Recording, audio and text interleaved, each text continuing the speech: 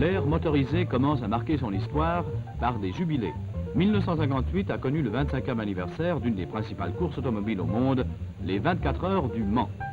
55 voitures ont pris le départ dans cette épreuve contre la montre, le gagnant s'assurant la victoire par le nombre de milles parcourus en 2 tours du cadran. Un reporter nous donne sur place ses impressions sur la rencontre après le premier tour, long d'environ 8 milles.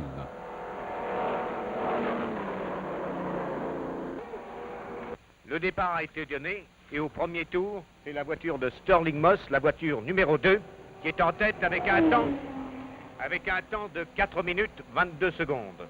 Et la course paradoxale a commencé. Le paradoxe, c'est ceci.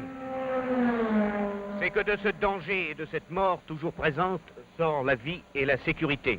Car les voitures que vous conduisez sont améliorées d'année en année en fonction des résultats de cette épreuve.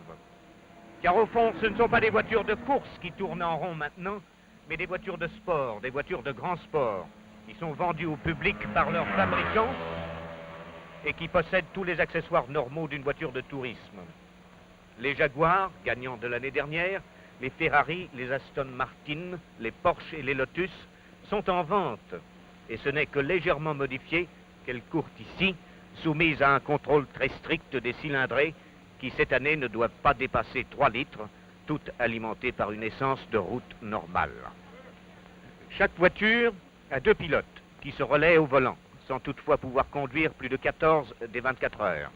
Et les voitures roulent inlassablement autour d'un circuit de route nationale de 13 km de long. Plus de 300 tours de virages, de côtes, de dérapages, le jour, la nuit, à l'aube, au crépuscule, sous la pluie, sous le soleil brûlant de juin. C'est au Mans, depuis 25 ans, que les qualités d'endurance et d'économie d'une voiture, la précision mécanique d'un constructeur et la solidité de son produit sont mises à l'épreuve. Une épreuve sans égale dans le monde de la course automobile. Car pendant ces 24 heures, le pilote ne peut pas changer de voiture. Et s'il a une avarie, une panne, il lui faut la réparer lui-même sur le circuit avec les moyens du bord ou regagner la rampe de ravitaillement où 2 assistants seulement peuvent faire le plein d'essence, d'huile ou d'eau, changer le pneu défaillant ou remplacer la bougie défectueuse.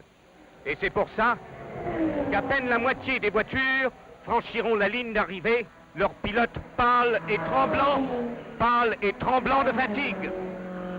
Mais la foule, elle, se soucie peu de ces considérations techniques.